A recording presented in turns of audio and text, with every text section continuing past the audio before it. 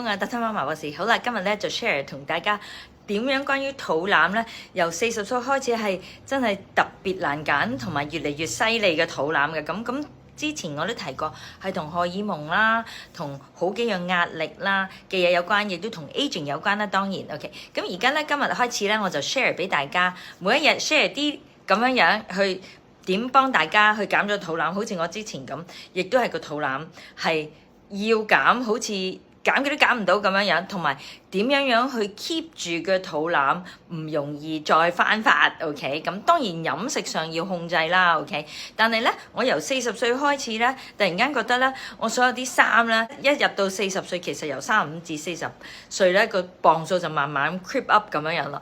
咁但係咧，40歲明顯地覺到點解咧？因為胸圍又唔啱啦，啲衫啊、褲啊、裙啊，全部啲裙頭啊完全唔得啦，同埋成個人厚咗咁樣，唔可以唔正面咁樣面對啦。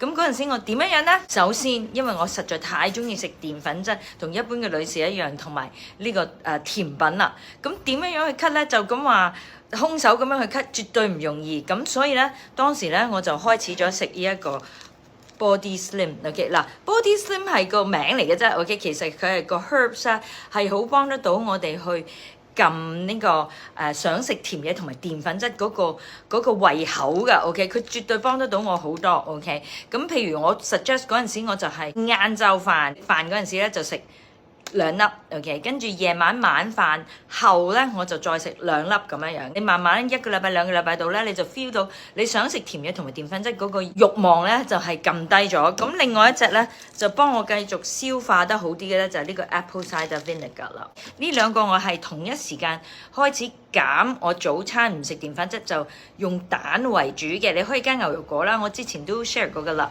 牛油果啦、蛋啦，中意加三文魚都得嘅。如果你個胃口好大，但係就唔要包 OK。咁你嗰杯嘢有少少甜都仲可以，不過唔好太多啦。係咧，40歲亦都因為個荷爾蒙喐動咧，係會令到我哋因為情緒咧而想去食啲嘢嚟舒壓，就會加呢個 Ideal Omega 啦。早餐後食1粒嘅，開始減你嘅澱粉質同甜品。